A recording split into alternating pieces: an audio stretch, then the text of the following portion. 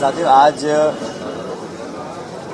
छत्तीसगढ़ में जो हमारी प्रदेश इलेक्शन कमेटी है उसकी पहली बैठक आज हम लोगों ने यहाँ पर ली है और बड़ी सार्थक चर्चा हुई सभी मान्य सदस्यों के योगदान से और 11 लोकसभा क्षेत्रों पे सभी लोगों ने अपनी अपनी राय दी है।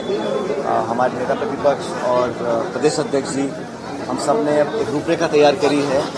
आने वाले कुछ दिनों के अंदर हम चाहते हैं कि इस बार समय रहते हम लोग अपने प्रत्याशियों का चयन करें और इन सब ने संकल्प लिया है कि इस बार पहले से कहीं बेहतर हमारा परफॉर्मेंस रहेगा लोकसभा के अंदर। तो इश्यूज़ क्या रहेंगे, रणनीति क्या रहेगी, रोड मैप क्या रहेगा, चुनाव लड़ने की प्रक्रिया और चुनाव के उम्मीदवारों के चयन की प्रक्रिया, इस पर विस्तार से चर्चा करी है।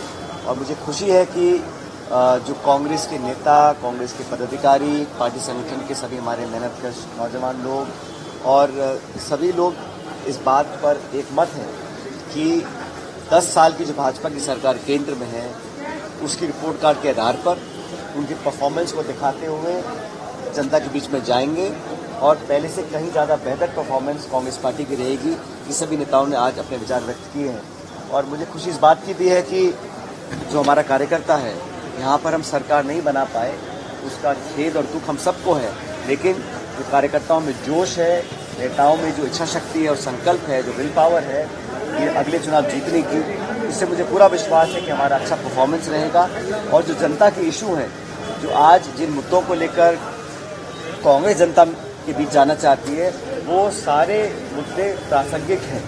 किसानों के, दलितों के, आदिवासियों के, नौजवानों के, मध्यम वर्ग के, महिलाओं के, लघु उद्योगों के, जो बढ़ती बेरोजगारी है, महंगाई है, जो अपने आप को नौजवान ठगा हुआ महसूस करता है।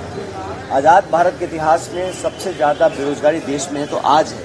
तो छत्तीसगढ़ के साथ साथ देश भर में जो माहौल बना है पिछले 10 सालों में, वो जनता के बीच लेकर जाएंगे। और भारत का जो मतदाता है बहुत समझदार है, संवेदनशील है, वो सरकार का आकलन करेगा, 10 साल की रिपोर्ट कार्ड देखेगा और जो कांग्रेस यूपी की सरकार 10 साल पहले थी उसकी तुलना कर फिर अपना वोट कास्ट करेगा। तो मुझे पूरा विश्वास है कि हम लोग अच्छा परफॉर्म करेंगे और बहुत जल्द हमारे चुनाव अभियान, हमारे प्रत्याशियों की घोषणा, ये सब चीज़ों को हम बहुत जल्द करने जा रहे हैं। वरिष्ठ नेताओं ने कहा है कि कुछ और नियुक्तियां हो जाए लोकसभा चुनाव से पहले। हाँ, संगठन में जहाँ कुछ कमियां हैं, जहाँ कोई पद खाली हैं, जहाँ बदलाव करने की जरूरत है, वो एक कंटिन्यूस प्रोसेस उसको हम करते रहेंगे। लेकिन संगठन अब पूरी तरह मुस्तैदी से धरातल पर उतरेगा और हम लोग खुद सभाएं करेंगे, संभाग में, जिले में, लोकसभा क्षेत्र वाइज जनता तक जाएंगे, कार्यकर्ताओं तक पहुंचेंगे और जो हमारी कांग्रेस पार्टी का मैसेज है इस लोकसभा चुनाव के लिए, उस मैसेज को, संदेश को हमारे नेताओं कार्यकर्ताओं के माध्यम से बूथ तक हम लोग पहुंचाएंगे। इस पर विस्तार से चर्चा राम मंदिर जैसे इमोशनल मुद्दे पर चुनाव लड़ेंगे, आपके जो मुद्दे हैं क्या वो काउंटर कर पाएंगे? कैसे बदल लेंगे? क्या ऐसा कुछ करने जा रहे हैं? कुछ बदलेंगे, क्या करेंगे? हार के बाद काफी नाराज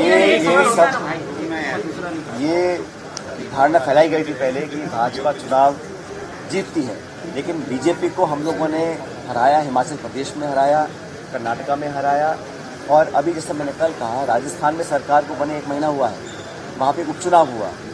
उपचुनाव में, चलते चुनाव में भाजपा के उम्मीदवार को आचार संहिता लागू होने के बावजूद भाजपा के उम्मीदवार को आपने मंत्री बना दिया और जनता ने 12,000 वोट से कांग्रेस पार्टी को जिताया है वहाँ पर।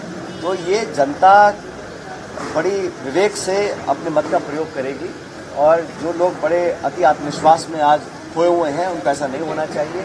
मुझे लगता है कि जनता कांग्रेस पार्टी के पक्ष में वोट डालेगी और छत्तीसगढ़ के लोग, मैं समझता हूँ, बड़े समझदार लोग हैं, संवेदनशील लोग हैं और वो जानते हैं कि कौन पार्टी क्या बोलती, क्या करती है। हमारी सरकार जो 5 साल रही, जो पॉलिसीज़ बनाई, जो प्रोग्राम्स दिए, जो जन कल्याण के हमने कार्यक्रम किए, उनको लोगों ने पसंद किया। लेकिन भाजपा ने दुष्प्रचार किया और जो वादे कर सत्ता में आए हैं वो कैसे उसको कारगर करेंगे, ये जनता बड़ा सवाल पूछ रही है आज। सर, राम मंदिर के मुद्दे पर सीधे ध्रुवीकरण की भाजपा की इसी तरह है, उसको काउंटर कैसे करेंगे? तो भाजपा को चर्चा करनी चाहिए। खाद, बीज, बिजली, पानी, रोजगार, सड़क, चिकित्सा, शिक्षा, इस पर चर्चा नहीं करते। आज जो खाई बन गई अमीर गरीब की, वो कभी देखी नहीं है। कांग्रेस की सरकार जब थी, मनमोहन सिंह प्रधानमंत्री थे, 14 करोड़ लोगों को गरीबी रेखा से हमने हटाया था। आज जो खाई बनी अमीर गरीब की, वो अकल्पनीय है। आज जो गांव और शहर की दूरियां बनी हैं, आज ऐतिहासिक अनएम्प्लॉयमेंट है, आज महंगाई क्या है, आज पेट्रोल डीजल देसी घी से महंगा बिक रहा है, गैस सिलेंडर कितने का है, और जो छोटे उद्योग के बंद हो गए हैं, नोटबंदी, जीएसटी, लोगों की जेबों पर डाका डाला जा रहा है। और इन सबको छुपाने के लिए ऐसे मुद्दों को आप आगे ले आते हैं जो जनता अपने भाव में बह जाए या भावनाओं में बहकर वोट डाले। ये कब तक चलेगा? जो व्यक्ति, जो मध्यम वर्ग का नौजवान व्यक्ति आज सोचता है कि मैं पढ़ लिख कर नौकरी करूंगा, कहाँ है नौकरियां? 2 करोड़ रोजगार देने का वादा बीजेपी ने किया था, काला धन खत्म कर देंगे ऐसा वादा किया था, विदेश से पैसा लेकर आएंगे वापस, वो कहाँ गया? तो बातें बोलने की और है, करने की और है। तो जो रिपोर्ट कार्ड है, मैं तो हमेशा चुनौती देता हूं कि भाजपा को चुनाव लड़ना है तो परफॉर्मेंस पर, गवर्नेंस पर, रिपोर्ट कार्ड पर चुनाव लड़ें और जनता निर्णय करे। लेकिन ध्यान भटकाकर जज्बाती मुद्दे, भावनात्मक मुद्दों को आप प्राथमिकता देंगे और लोग भाव में बह के वोट डाल देंगे, ऐसा इस बार होने वाला नहीं।